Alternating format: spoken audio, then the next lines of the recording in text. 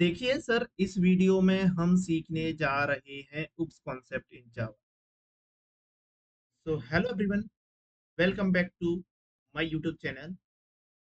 And if you before proceeding, if you are new to my channel, please subscribe my channel and hit the bell icon so that you don't miss out any future videos.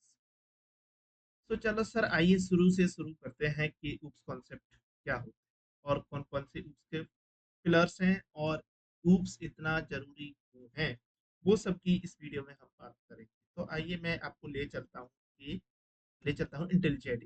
तो सबसे पहले oops के कौन कौन से four pillars हैं उनकी बात कर लेते हैं।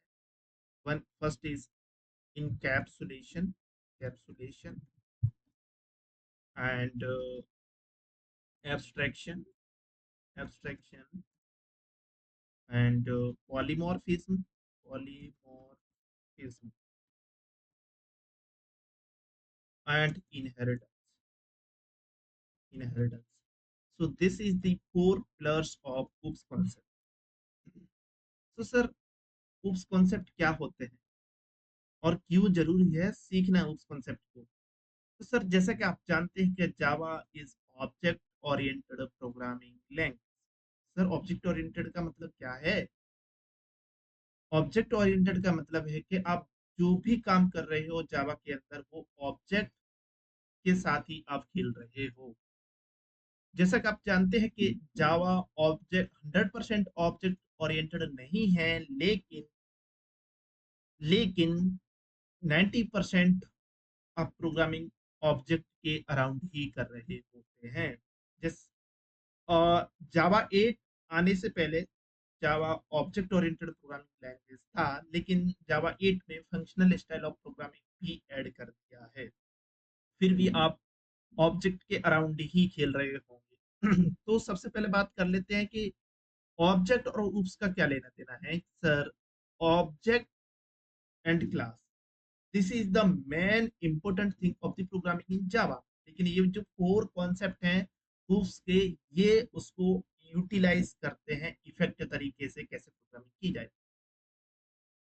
उप्स एक पैराडाइम है, यानी कि प्रोग्रामिंग करने का तरीका। तो वही आज हम इस वीडियो में एक्सप्लोर करेंगे और उसके एग्जाम्पल से समझेंगे कि किस प्रकार से हम यूटिलाइज कर सकते हैं ऊप्स के कॉन्सेप्ट। तो सबसे पहले बताइए सर कि क्लास क्या होती है और ऑब्जेक्ट क्या होता है। Class is blueprint, blueprint, blueprint and object sir क्या होता है। Object is instance of class, instance of class. देखिए सर, आप दुनिया में कोई भी चीज ले लीजिए, स्टूडेंट ले लीजिए, बैग ले लीजिए, होटल ले लीजिए, पंखा ले लीजिए, कुछ भी ले लीजिए, सारे ऑब्जेक्ट हैं सर। अब मान लीजिए कि आपने स्टूडेंट ले लिया, तो स्टूडेंट क्लास है, उसकी कुछ प्रॉपर्टीज होंगी, like ID, number, name, age. So ये सारी चीज क्या है, उसकी प्रॉपर्टीज है और उसके बिहेवियर्स होंगे, रीडिंग, राइटिंग। सो ये उसके बिहेवियर्स होंगे। अब सर बात कर लेते हैं कि देखिए, आप कोई भी ऑब्जेक्ट बनाएंगे तो उसका ब्लूप्रिंट बनेगा। अब उस ब्लूप्रिंट से, यानी कि क्लास से, आप चाहो जितने ऑब्जेक्ट बना सकते हो। अब सर बात करते हैं इनकैप्सुलेशन क्या होता है। तो इनकैप्सुलेशन सिलेशन is the process of bundling और wrapping of data into single unit, into single unit. Sir, इसका मतलब क्या है, आइए समझते हैं। अ, मैं एक स्टूडेंट क्लास बना रहा हूँ। Student, student and public, public name is, and one more property I should take, public, public int id. So this is the four properties of student class, and I'm going into the test class test man and sir मैं एक student का object बनाता हूँ student and s1 dot id and देखिए sir मैं यहाँ से property set करवा पा रहा हूँ एंड इनको मैं एक्सेस भी कर पा रहा हूँ डॉट डॉट id। देखिए सर मैं इसको रन करता हूँ।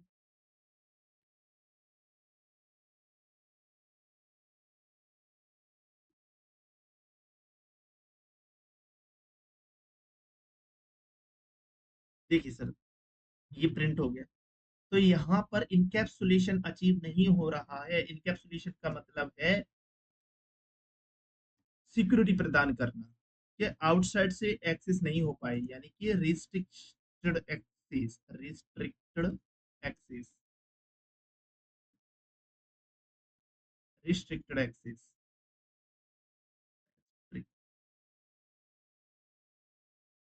अब देखिए सर यहाँ पे मैं स्टूडेंट क्लास में जाता हूँ और यहाँ पे इनको बना देता हूँ प्राइवेट।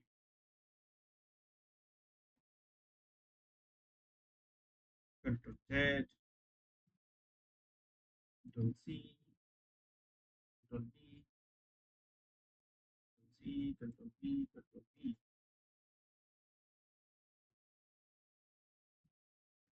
देखिए सर ये मैंने प्राइवेट बना दी। अब यहाँ पे आइए देख लीजिए अब ये एक्सेस नहीं कर सकते। अब सर इनकैप्सुलेशन अचीव हो रहा है। आपने अब रेस्ट्रिक्ट कर दिया उन उस क्लास की प्रॉपर्टीज को कि कोई बाहर से एक्सेस ना कर पाए। अब इसको एक्सेस करने के लिए आपको क्या बनाना पड़ेगा? Setter getter. तो मैं सेटर गेटर क्रिएट कर देता हूँ। Setter getter. देखिए सर अब मैं यहाँ पर आया और यहाँ पर मैं s1 डॉट सेट कर सकता हूँ set id 1 and let me remove this out। s1 dot set id s1 dot is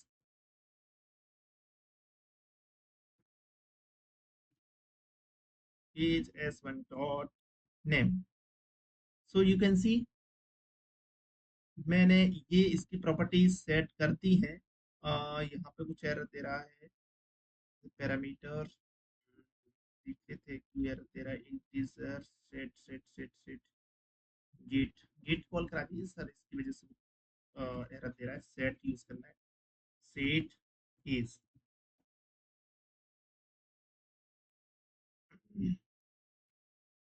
S out and यहाँ पर s1 प्रिंट करवा देते हैं और इसकी एक ट्विस्टिंग मेथड बना देते हैं तो आप उसका कंटेंट देख पाओ। तो generate to string method and now you see it here and आप सर रन करते हैं इसको और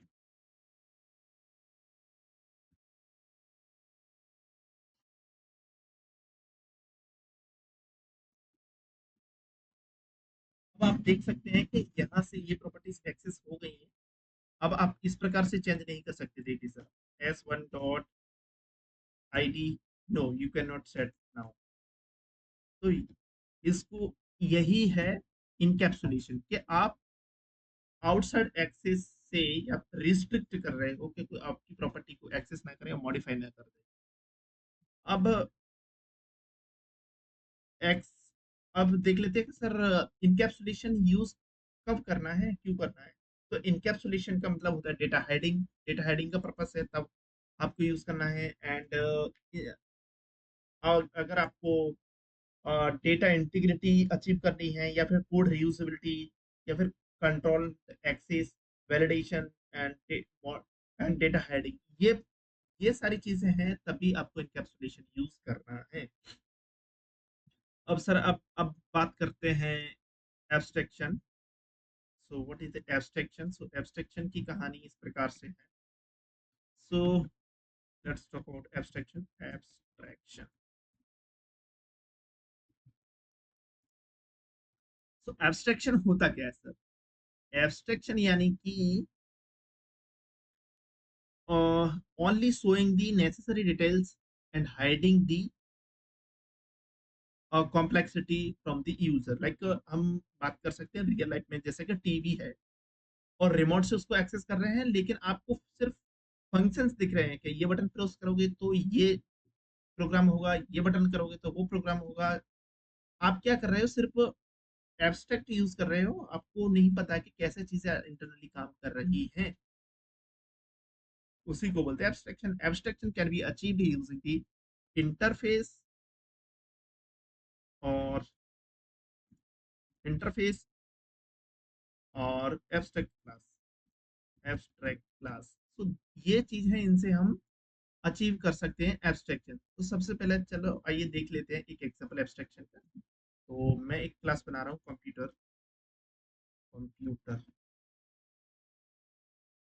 इंटरफेस, एंड इसके अंदर मैं एक मेथड बना रहा हूँ, पब्लिक पब्लिक वॉइड कंप्यूट नहीं, but compile compile.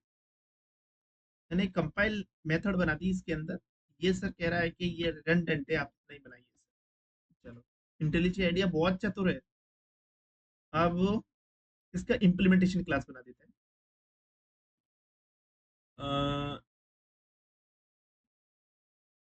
Laptop laptop implements implements computer, and let's implement it as out। एक और सर बना लेते हैं, desktop desktop implements not runnable but computer, and इसकी मेथड को ओवरराइड करा लेते हैं as out compile desktop। देखिए सर, अब मैंने यहाँ पर सिर्फ मैंने क्या किया है, कंपाइल मेथड बनाई है कंप्यूटर इंटरफेस के अंदर। मतलब यहाँ पे कुछ भी डिटेल नहीं है, सिर्फ उसकी मेथड ये सिग्नेचर ऐसा देखिए, एब्स्ट्रैक्ट मेथड है, इसका इम्प्लीमेंटेशन नहीं है। अब आइए यहाँ पे कोड में आते हैं। और कंप्यूटर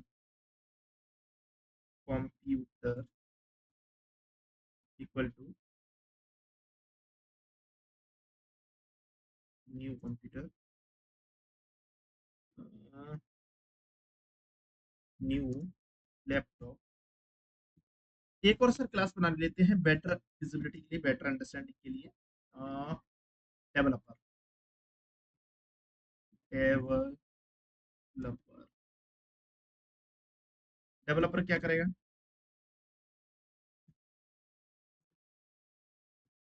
डेवलपर डेवलप करेगा। तो मैं एक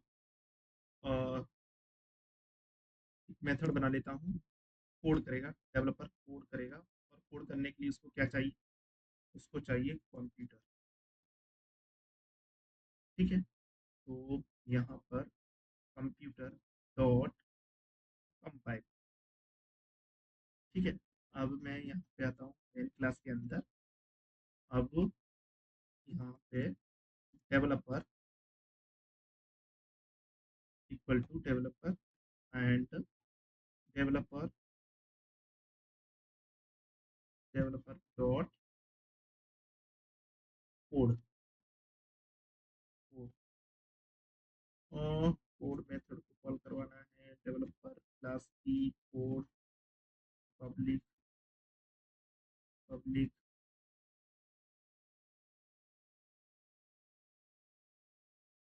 पे अपने पास करेंगे कंप्यूटर का reference.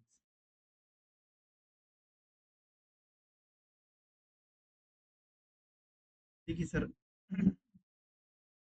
You can see here, हमने सिर्फ एक कंपाइल मेथड बनाई है, और ये मान लीजिए कि आपका एप्लीकेशन है और आप इसको यूज कर रहे हो, इसको डेवलपर की कोड मेथड। ठीक है, और कोड किसको कॉल करेगा, कंपाइल को। ये देखिए, इसको कॉल करेगा। आपको पता ही नहीं कि चीजें इंटरनली कैसे काम कर रही हैं आपकी। आपको तो सिर्फ इंटरफेस से मतलब है और उसकी मेथड को आप कॉल कर रहे हैं बस। आपको इंटरनल डिटेल नहीं शो होंगी कैसे कॉल हो रही है। मान लीजिए एक्सटर्नल एप्लीकेशन है, you are using only the public interface methods. तो अब देखिए सर, अब लैपटॉप की जगह पे मान लो कि डेस्कटॉप यूज करना है किसी को, जैसा डेवलपर है उसको डेस्कटॉप यूज करना है तो वो भी कर सकता है डेस्कटॉप। तो यहाँ पे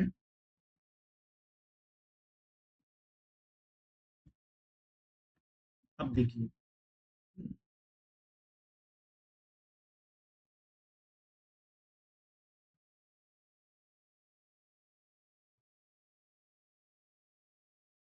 अब मैं इसको रन करता हूँ और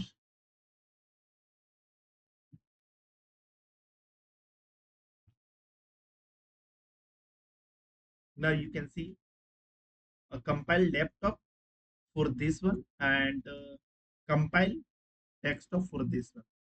देखिए सर कितना बेहतरीन उपयोग किया हुआ है इंटरफेस के जरिए। मान लो कि कल को डेवलपर को लैपटॉप की जगह पे डेस्कटॉप दिया जाता है, या डेस्कटॉप की जगह पे कुछ सुपर कंप्यूटर दिया जा सकता है, कुछ भी मतलब उसकी इम्प्लीमेंटेशन आ सकती है सर। आपको तो इंटरफेस से मतलब है, आपको सिर्फ इंटरफेस से मतलब है। हाँ, यहाँ पर आप जिसका भी रेफरेंस पास करोगे, मान लीजिए जी कि ये जो इंटरफेस है इसके अंदर कल को लैपटॉप की जगह पे आपने डेस्कटॉप यूज किया, डेस्कटॉप की जगह पे अगर आपने कुछ और यूज किया, तो डायरेक्टली आप क्या कर पाओगे, डायरेक्टली उसको यूज कर पाओगे, कंपाइल कर पाओगे आपके कोड। तो ये है सर एब्स्ट्रैक्शन। ठीक है। एंड पॉलीमॉर्फिज्म सर इसमें अचीव हो रहा है। पॉलीमॉर्फिज्म क्या है उसकी बात कर लेते हैं। तो abstraction done is polymorphism. Polymorph,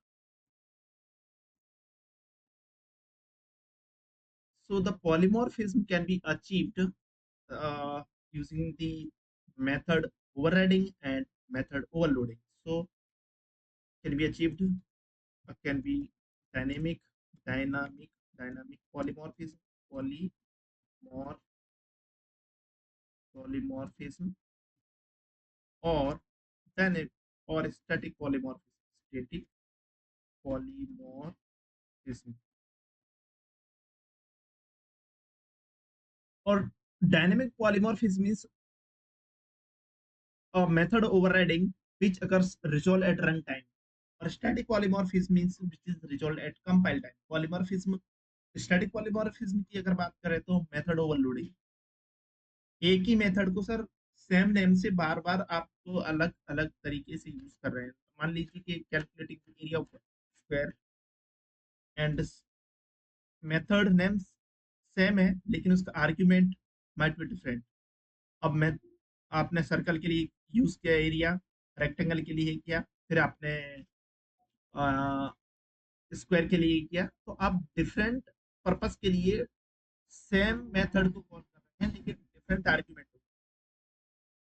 तो वो सर है पॉलीमॉर्फिज्म। एंड डायनेमिक पॉलीमॉर्फिज्म क्या होता है देखिए, बता देते हैं मैं आपको। पॉलीमॉर्फिज्म देखिए सर, यहाँ पे मैंने एक डेवलपर की क्लास बनाई है, कंप्यूटर का इंटरफेस बनाया है, और यहाँ पे देखिए कंपाइल मेथड बनाई है, और यहाँ पे देखिए मैं सर कॉल कर रहा हूँ डेवलपर की कोड मेथड। और ये किसको कॉल कर रहा है, ये इंटरफेस की मेथड को कॉल कर रहा है, लेकिन ये रिजॉल्व कब होगा, रन टाइम पे। अगर मैंने यहाँ पे लैपटॉप का ऑब्जेक्ट पास किया तो ये लैपटॉप की मेथड को, कंपाइल मेथड को कॉल करेगा। अगर मैंने डेस्कटॉप का पास किया तो डेस्कटॉप की मेथड को कॉल करेगा। देखिए सर कितना कितना लूजली कपल्ड प्रोग्राम है। आपको यहाँ पे कुछ चेंज ही नहीं करना है सर, कुछ भी पास करिए, सिर्फ आपको क्लाइंट साइड कोड ही चेंज करना है। ठीक है। तो ये दोनों अचीव हो गए हैं। अब बात कर लेते हैं inheritance. Inheritance, inheritance, inheritance is the process of Inheritance is the process of data, the process of reusing, reusing, reusing code at in at multiple times, multiple times. So multiple times, reusing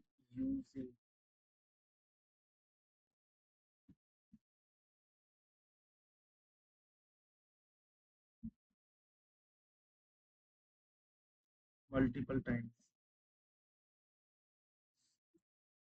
inheritance एक sir बहुत ही बेहतरीन feature है oops का। कैसे? मान लीजिए कि आपको कोई कोड है, कोई क्लास है, उसका कोड मल्टीपल प्लेसेस पे यूज करना है। मैं इसको एग्जांपल के साथ बताऊंगा। सबसे पहला इनहेरिटेंस के टाइप जान लेते हैं। Single inheritance, inheritance, multiple inheritance, multiple inheritance, inheritance and multi level inheritance and hierarchical hierarchical inheritance.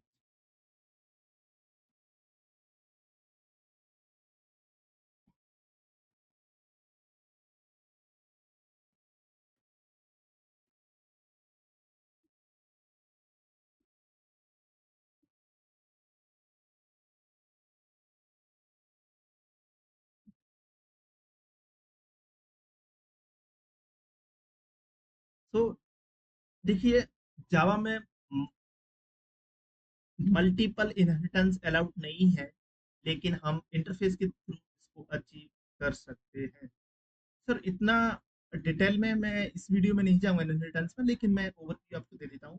मैं अलग से ये प्रत्येक टॉपिक पे वीडियो बनाऊंगा, जिसमें आप इन डेप्थ इनहेरिटेंस के बारे में देख सकते हैं। तो सबसे पहले इनहेरिटेंस, सिंगल लेवल इनहेरिटेंस क्या हो सकता है कि ये क्लास है, class A is extended by class B. अब देखिए, क्लास ए है, फिर क्लास बी है, एंड दोनों class extended by C class. तो ये हो गया सर मल्टीपल इनहेरिटेंस। तो ए क्लास है, वो एक्सटेंड की जा रही है बी के, and B extended by C. ये हो गया multi level inheritance. And hierarchical, class A B extending C,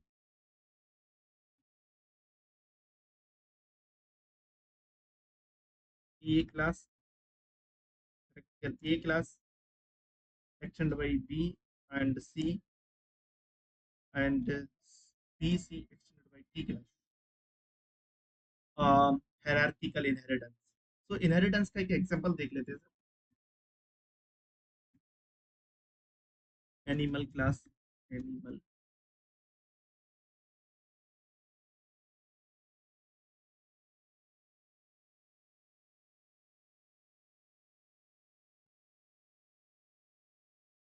animal, and इसका नेम है, एज है। ये कॉमन प्रॉपर्टीज हैं इसकी। देखिए, अब मैं बनाता हूँ wild animal, wild animal x tends animal.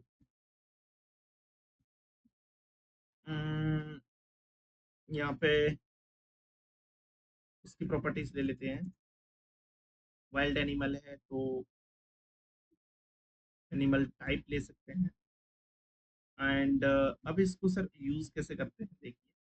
अब मैं मेन क्लास में गया, ये सिंपल सिंगल लेवल इनहेरिटेंस है। अब मैं यहाँ पे आया, अब मैंने एनिमल, नो, मैंने, चलो एनिमल का रेफरेंस बनाया, एंड यहाँ पर वाइल्ड एनिमल लिखा, वाइल्ड एनिमल। एंड अब देखिए सर, एनिमल डॉट प्रॉपर्टीज में गए, इसको प्राइवेट जगह पे पब्लिक करना पड़ेगा। पब्लिक, पब्लिक, एंड इसमें भी वाइल्ड में भी पब्लिक, पब्लिक, पब्लिक। सेव करते हैं। अब यहाँ पे देखते हैं एनिमल डॉट, देखो एज नेम दिख रहा है आपको, और इस वाइल्ड में वाइल्ड के एनिमल बनाते हैं। फिर दोनों दिख रही हैं इसकी प्रॉपर्टीज एनिमल्स की। अब इसको वाइल्ड एनिमल करते हैं, wild animal.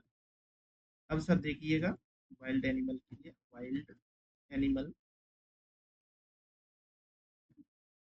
Dot is animal type. देखिए सर, आपको बार बार चीजें डिफाइन नहीं करनी पड़ रही हैं सर। देखिए, देखिए, यहाँ पे आइए। हमको यहाँ पे तीन प्रॉपर्टीज दिख रही हैं। एक तो नेम दिख रहा है, एज दिख रही है, देखिए तीन दिख रही हैं। लेकिन हम इस क्लास के अंदर जाएंगे तो हमें एक ही प्रॉपर्टी डिफाइन की है। सर ऐसे कैसे दिख रही है? सर देखिए, यहाँ पे एक्सटेंड किया है एनिमल क्लास को, और एनिमल क्लास के अंदर हमने ये दो प्रॉपर्टीज डिफाइन की हैं, तो ये प्रॉपर्टीज के अंदर ऑटोमेटिकली ड्राइव हो गई हैं। इसी को कहते हैं, इसको कहेंगे सुपर क्लास, एंड इसको कहते हैं wild animal the child class. तो जो सुपर यानी कि पेरेंट क्लास है, उसकी सारी प्रॉपर्टीज आ जाएंगी सर सब क्लास के अंदर, और हम उनको यूज कर पाएंगे अपने प्रोग्राम में। तो कहने का मतलब ये है कि इनहेरिटेंस के जरिए आप कोड को रीयूज कर सकते हैं। आप चाहे जहां पर भी यूज कर लीजिए, आप 1000 क्लास बनाइए वाइल्ड एनिमल्स के नाम से, और या फिर किसी और नाम से, लेकिन सारी प्रॉपर्टीज अगर एनिमल की एक्सटेंड करवा दी तो सब जगह पे यूज कर सकते हैं सर। यही बेनिफिट है इनहेरिटेंस का। तो आज का सर सेशन इतना ही। वीडियो ज़्यादा लंबा हो रहा है, नहीं बाकी चीज़ें भी कवर कर पाते। तो चलिए सर, देख लीजिए पॉज करके फिर से एक बार वीडियो। अगर नहीं समझ में आया हो तो क्वेरी और क्वेश्चन कुछ हो तो आप कमेंट में ज़रूर पूछिए। एंड मिलते हैं सर अगले वीडियो में नए टॉपिक के साथ। तब तक के लिए आपसे मांगते विदा।